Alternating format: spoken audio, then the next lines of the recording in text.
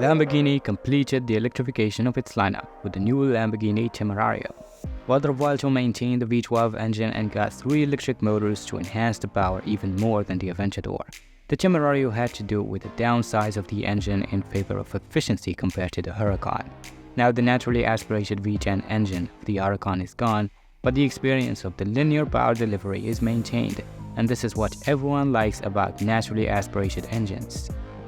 The new Temerario uses a twin-turbo V8 instead that revs up to 10,000 RPMs.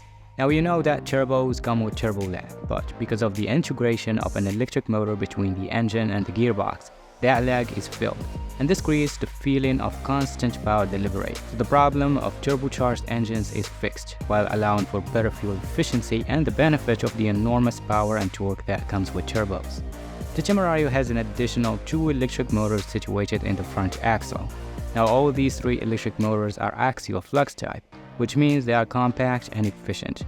Combined with a combustion engine, the total power that can be generated is 907 horsepower. Now, this is the actual benefit of hybridizing a sports car. Now, the power delivery of the emotional side of the Temerario, the V8, peaks at 789 horsepower in the range of 9,000 to 9,700 RPM and generates 730 Nm of torque between 4,000 and 7,000 RPM. With all these figures, the performance is going to be incredible. Through the automatic 8-speed dual-clutch gearbox, the 0 to 100 km an hour takes 2.7 seconds and the top speed is 343 km an hour. Okay, this is a hybrid Lambo, which means it can run in fully electric mode.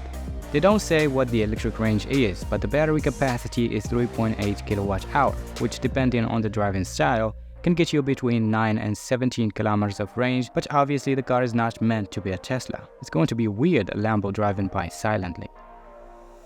Now, in terms of the design, the main idea is the car has to be recognized instantly as a Lambo, and the Temerario definitely checks that box. With the sharp lines, the short overhangs, and the shark nose, you don't need to look twice to know it's a Lambo. The front end comes with new sharp headlights design inspired from sports motorcycles. Probably, this is their way of hinting at the 10,000 RPMs of the V8 because it's a characteristic feature of high-end bikes. But what sets the Temerario apart is those hexagonal daytime running lights. They're going to be recognizable from a mile away. The side profile is like a blend between the Aventador and the Gallardo. The sharp lines of the door are clearly from the Aventador, and you can see the Gallardo in the side air intakes, but they're much larger.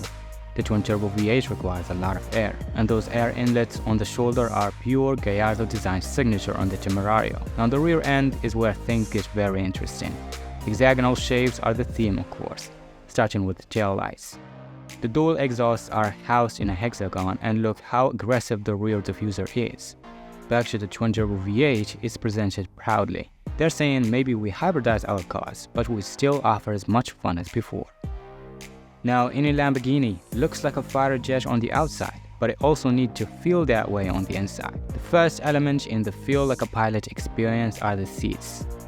The Temerario comes as standard with electrically adjustable sports seats. There are the comfortable ones that are available with many colors and 4 stitching patterns, but you can take that to the next level with the optional carbon fiber double shell sports seats.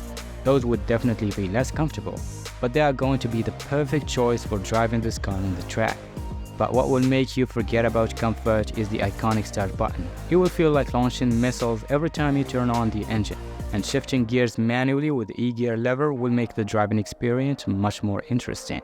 Now, the most important part is the steering wheel. It's newly developed and inspired from the racing world with all the main functions placed on it for convenience.